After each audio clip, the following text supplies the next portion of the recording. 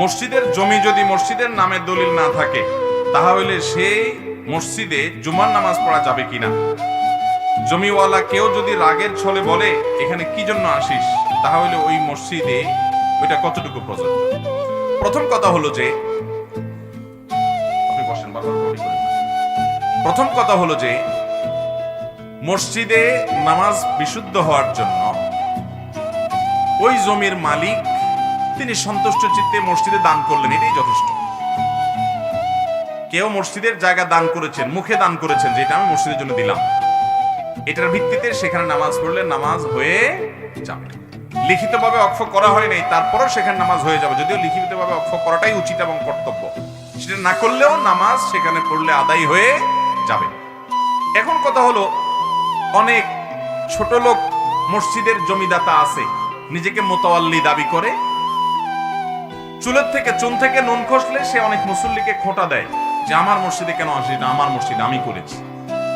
এই ছোট লোকের ছোট লোকই কথার কারণে সেখানে নামাজ পড়লে আপনার নামাজে কোনো অসুবিধা হবে না, কিন্তু সে এই ছোট লোকই আচরণ করার মাধ্যমে মসজিদের জায়গা দান করে যে সওয়াব পাওয়ার কথা ছিল সেখানে সওয়াবের পরিবর্তে বরং গুনাহ হতে পারে, অর্থাৎ শাস্তির মুখোমুখি হতে পারে সে, যে সে মানুষ আল্লাহর রাস্তায় দান করে সে আবার খোঁটা দিয়েছে মানুষকে।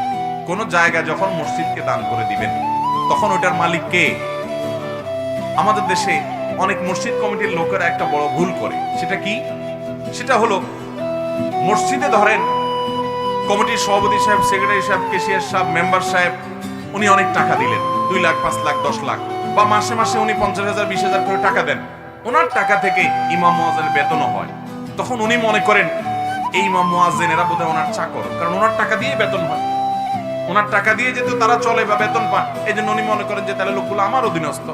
অথচ এটা স্পষ্ট ভুল। কেন? কারণ আপনি যদি মসজিদে 10 টাকাও দান করেন বা 10 কোটি টাকাও দান করেন বা জমি দান করেন, এই দানটা মূলত আপনি কাকে করেছেন? এটা দিয়েছেন কাকে? আপনি আল্লাহর জন্য দিয়েছেন। তাইলে আপনি দান করার পর এটার মালিক এখন কে? আল্লাহ। এরপর আল্লাহর তরফ থেকে আল্লাহর ঘরের প্রতিনিধি হয়ে, আল্লাহর প্রতিনিধি হয়ে মসজিদ কমিটির দায়িত্বশীল লোকেরা তারা এটা তত্ত্বাবধান করে।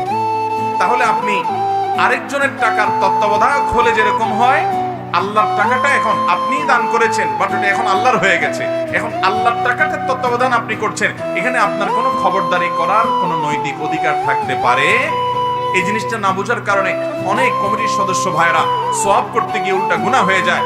খবরদার, ইমাম মুয়াজ্জিন বা স্টাফদের যদি ভুল হয় তাদের সংশোধন করতে হবে, তারাও দায়িত্বশীল হতে হবে, তারা বেতন নিচ্ছেন, মসজিদের দায়িত্ব আদায় করতে হবে, কিন্তু তাই বলে তাদের প্রতি জুলুম করার সুযোগ নাই, তাদেরকে নিজের চাকর মনে করার সুযোগ নাই, ওই জমিদাতা মানুষকে খোঁটা দেওয়ার কোনো অধিকার। দান করার পর তো এটা আপনার জমি না, অতএব আপনি বলার কে যে তুমি এই জায়গায় কেন আসছো? আপনি নিজেও এখানে যেভাবে আসছেন সেভাবে আসছে, এখন এটার মালিক আল্লাহ তাআলা। আল্লাহ তাআলা আমাদেরকে দানের ক্ষেত্রে দায়িত্বশীল হওয়ার তৌফিক দান করুন।